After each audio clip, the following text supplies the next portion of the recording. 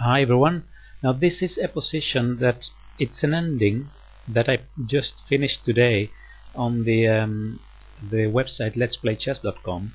It's a very interesting ending because at this point that you see here, I was on one hand very happy to have this knight on c5, but I was not very lucky with my rook here on a8 that is actually passive. So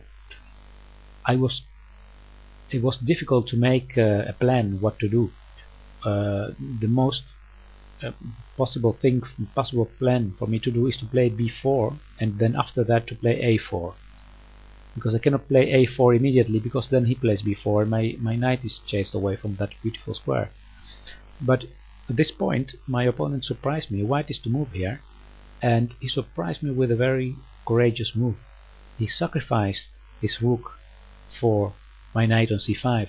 So he played rook takes c5. On one hand a surprise, and on the other hand it's a very logical idea to sacrifice the exchange and to bring the king near to this, to my pawns here. I took, of course, on c5, check, king takes, then I played b4 to save this pawn. And now he played his bishop to d7, preventing my king from coming closer, because these two squares are taken now. And actually there is a very logic plan for white to try to capture these pawns, and that is going with the king to b6, attacking my rook with the bishop on c6, and then after that my rook has to leave this a file, and then the king can capture my a pawn.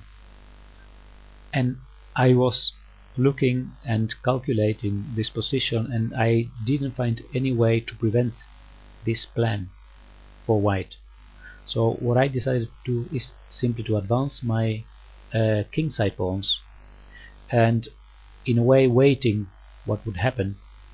And he didn't play immediately his king to the b file nor his bishop to c6, but he first played e5, and I don't know, maybe that was not the right thing to do. But let me show what happens. I took on e5, and now he took back on e5, and then I played g5, and by playing g5 there is a little bit more space here.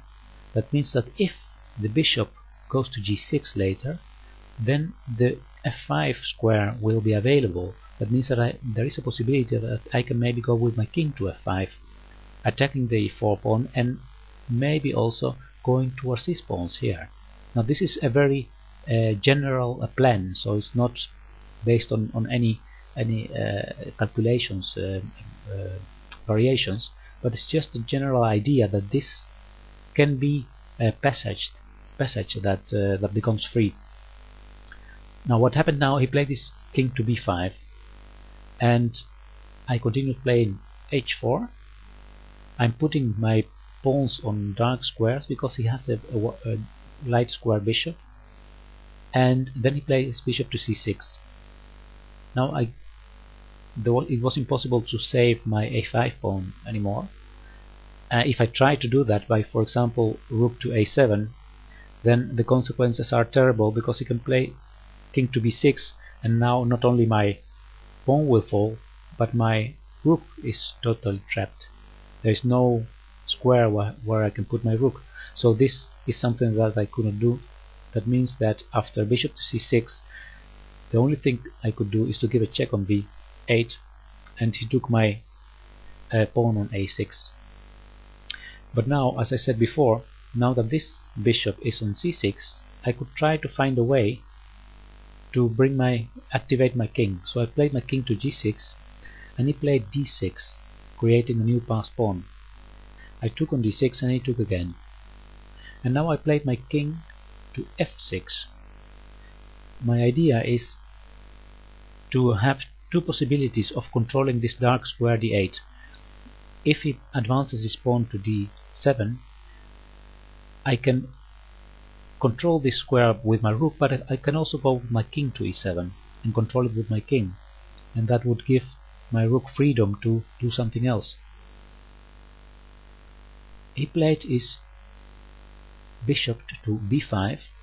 Now the idea is clear. He's blocking the defense of my pawn on b4.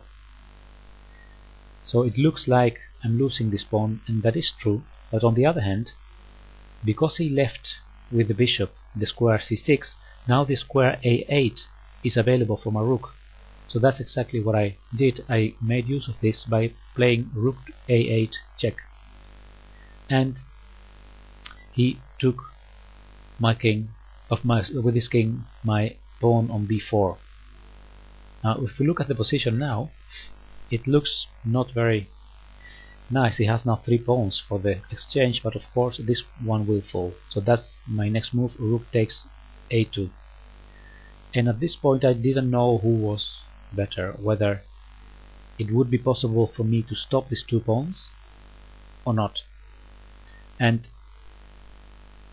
right now I'm attacking the g2 pawn, and here actually unfortunately I must say my opponent blundered by not defending the g2 pawn.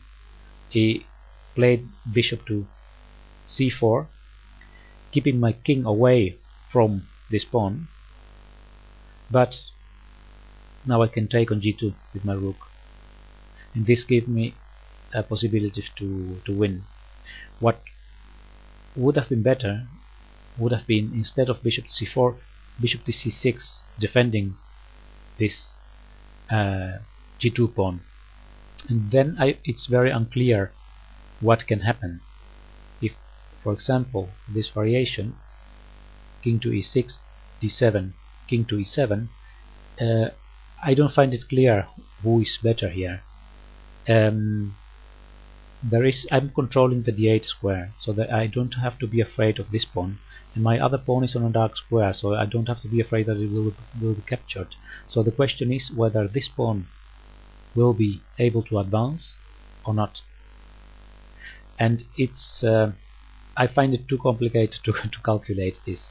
It was very difficult. My my Fritz engine says that there is an advantage for black, but the thing with these engines is that they give a lot of value to material. So it can be that because of the fact that I have a rook against a bishop, Fritz thinks that this position is better for black, while maybe it is possible to make a draw for white, or even maybe to win it. So this is a very interesting position to analyze slowly.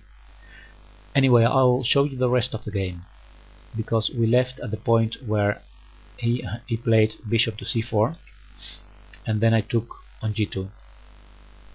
He played h3 to save this h-pawn, but then rook to g3 attacking it, and now it's almost impossible to save the game.